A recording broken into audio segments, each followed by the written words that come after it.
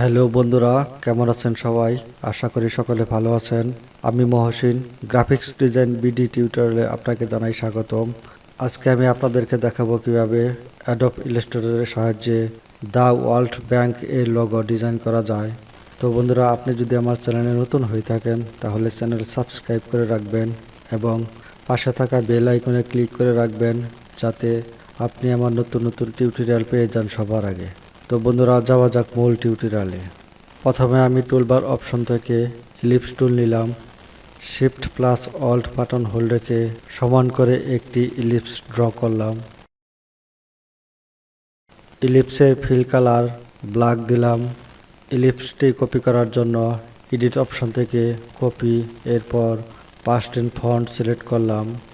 এবার toolbar option থেকে free transform tool select করলাম। কিবোর্ড থেকে অল্ট বাটন হোল্ড রেখে এখানে ধরে বাম পাশে ড্রাগ করে ইলিপসের সাইজ ছোট করলাম। ফিল কালার থেকে এর ফিল কালার নান করলাম এবং স্ট্রোক সাইজ হোয়াইট দিলাম। স্ট্রোক অপশন থেকে এর স্ট্রোক সাইজ 12 পিটি দিলাম।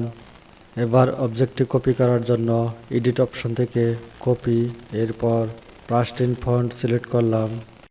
রোটেট টুলের উপর ডাবল ক্লিক করলে রোটেট অপশন পাওয়া যাবে।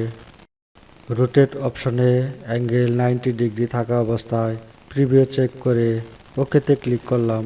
টুলবার অপশন থেকে লাইন সেগমেন্ট টুল নিয়ে অবজেক্টের ইন্টারসেক্ট থেকে মাউস ড্রাগ করে shift plus alt button hold রেখে এরকম একটি লাইন ড্র করলাম। রোটেট টুলের উপর ডাবল ক্লিক করলে রোটেট অপশন পাওয়া যাবে। এখানে রোটেট অপশনে অ্যাঙ্গেল 90 ডিগ্রি থাকা অবস্থায় কপিতে ক্লিক করলে লাইনটি কপি হয়ে যাবে। এখান থেকে সিজার টুল নিলাম। সিজার টুলের সাহায্যে অবজেক্টের এই ইন্টারসেক্ট পয়েন্টে ক্লিক করলাম। আবার সেম উপায়ে এখানে ক্লিক করলাম। মাউসের সাহায্যে এই অংশটি ধরে নিচে নামিয়ে shift plus alt button hold রেখে এটি কপি করে নিলাম। আবার মাউসের সাহায্যে এই অংশটি ধরে উপরে নিয়ে shift plus alt button hold রেখে কপি করে নিলাম। সিলেকশন টুলের সাহায্যে এটি সিলেক্ট করে কিবোর্ড থেকে ডিলিট বাটন প্রেস করে ডিলিট করলাম। আবার এটি সিলেক্ট করে ডিলিট বাটন প্রেস করে ডিলিট করলাম। এই অংশটি সিলেক্ট করলাম। টুলবার অপশন থেকে কার্ভেচার টুল নিয়ে এই পয়েন্টটার নিচের দিকে ড্রাগ করে একটু নামিয়ে দিলাম। আবার এই অংশটি সিলেক্ট করে কার্ভেচার টুলের সাহায্যে পয়েন্টার উপরে উঠিয়ে দিলাম। সিলেকশন টুলের সাহায্যে সমস্ত অবজেক্ট সিলেক্ট করলাম। অবজেক্ট মেনু থেকে এক্সপ্যান্ড সিলেক্ট করলাম। এক্সপ্যান্ড অপশনে ফিল এবং স্ট্রোক টিক মার্ক থাকা অবস্থায় ওকেতে ক্লিক করলাম। টুলবার অপশন থেকে শেপ বিল্ডার টুল নিলাম।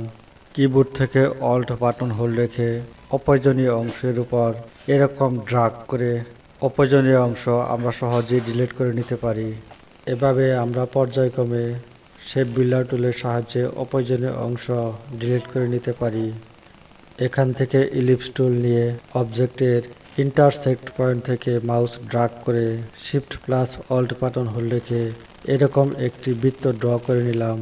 কালার অপশন থেকে এর স্ট্রোক কালার ব্ল্যাক দিলাম এবং স্ট্রোক সাইজ 14 পিটি দিলাম।